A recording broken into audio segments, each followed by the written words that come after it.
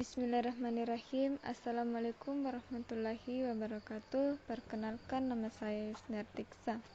Jadi di sini saya akan menampilkan tentang sel eukariotik, di mana sel ini termasuk golongan yang memiliki struktur lebih maju, yaitu sama dengan sel tumbuhan dan binatang. Eukariotik sebagai kelompok organisme yang sel-selnya mengandung nukleus dan dikelilingi oleh membran nukleus.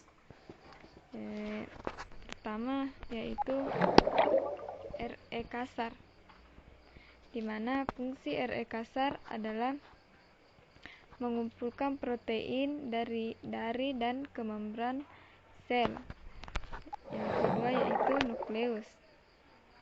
Nukleus adalah organel di dalam sel yang sering juga disebut sebagai inti sel. Organel adalah organ-organ yang di dalam sel.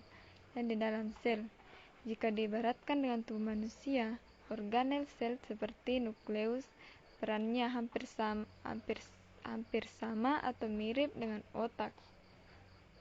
Nukleus merupakan pusat dari semua organel dan bertugas untuk mengontrol aktivitas sel. Selanjutnya yaitu pori nuklear atau nuklear pores. Nuklear berkomunikasi dengan sisa sel atau sitoplasma melalui beberapa lubang yang disebut pori nuklir. Pori-pori tersebut berguna sebagai pertukaran molekul besar atau protein dan RNA antara nukleus dan sitoplasma. Nukleoplasma adalah zat yang kenyal seperti agar-agar yang berada di dalam membran inti. Selanjutnya mitokondria.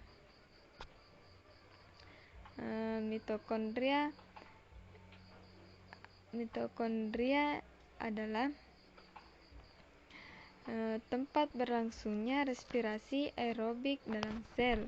Selanjutnya sitoplasma.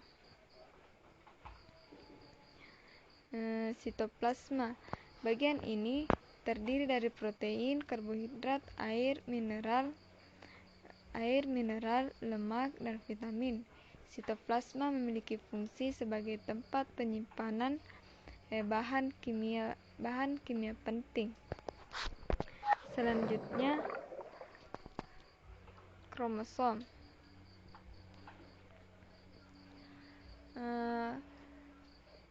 Kromosom adalah struktur berupa benang halus yang terletak dalam inti sel.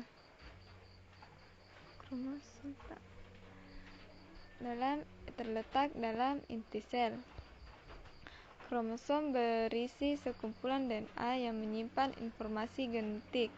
Agar berfungsi dengan baik, DNA perlu dikombinasikan dengan protein. Kombinasi DNA dan protein di dalam kromosom ini disebut juga dengan kromatin.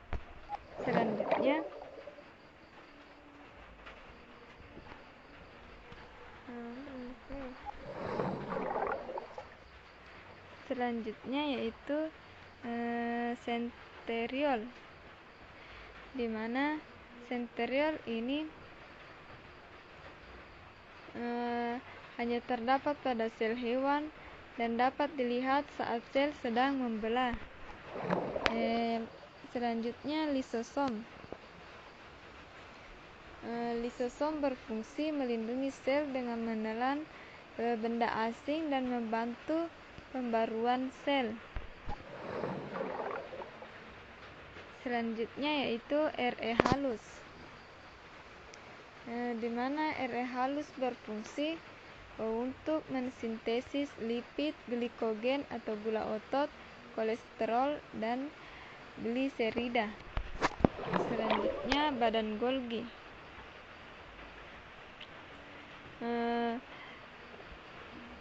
Badan Golgi memiliki fungsi yang kompleks seperti membentuk enzim pencernaan, mengangkut hingga mengangkut dan mengubah beragam materi secara kimia. Selanjutnya yaitu sitoskeleton, yaitu adalah rangka sel yang berbentuk benang-benang halus atau filamen-filamen protein dan menyebar di sitosol. Skeleton juga berfungsi untuk mengatur pergerakan yang ada di dalam sel dan mempertahankan organel-organel sel untuk tetap stay di tempatnya masing-masing. Selanjutnya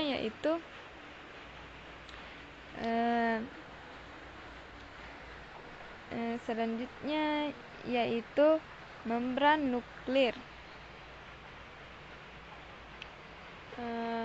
Membran nuklir juga dikenal sebagai amplop nuklir. Ini didefinisikan sebagai membran bilayer lipid ganda yang mengelilingi bahan genetik dan nukleolus sel eukariotik. Dua lapisan ganda lipid dikenal sebagai membran nuklir bagian dalam dan bagian nuklir bagian luar.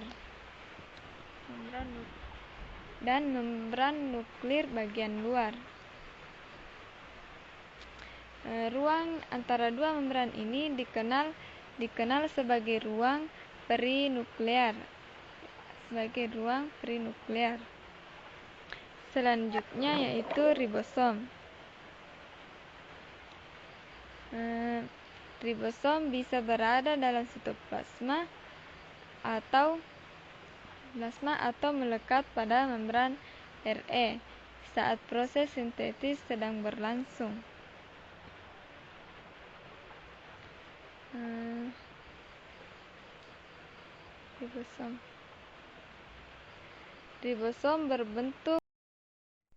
Ribosom berbentuk butiran-butiran yang melekat sepanjang retikulum endoplasma. Ada pula yang soliter atau hidup sendiri terpisah yang bebas di sitoplasma. Ribosom berfungsi sebagai tempat untuk sintetis protein. Selanjutnya yaitu membran sel. Membran sel adalah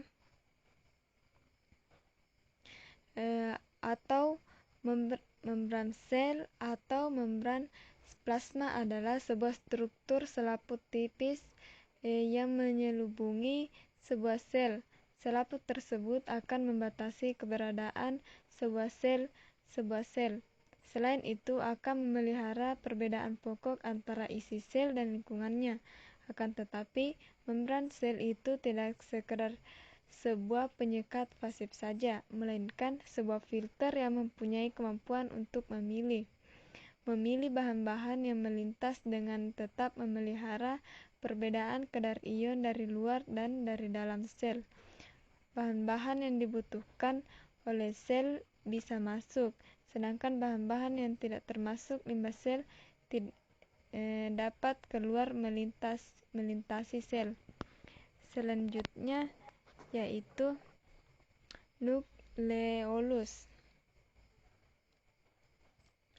Nukleolus adalah bagian dalam inti sel yang berbentuk bulat, padat, dan berwarna gelap. Nukleolus tidak dilengkapi oleh membran atau selaput pelindung di bagian luarnya. Bagian ini memainkan peran penting dalam memproduksi ribosom yang bertindak sebagai tempat pembentukan protein di dalam sel. Selanjutnya yaitu vesikel. Vesikel adalah sebuah ruang pada sel yang dikelilingi oleh membran sel. Ruang biasanya ditempati oleh sitoplasma yang terdiri dari organel dan sitosol sebagai lubang saluran atau wadah transportasi untuk menyimpan dan mengangkut zat di sekitar sel dan ke membran sel. Sekian, Assalamualaikum warahmatullahi wabarakatuh.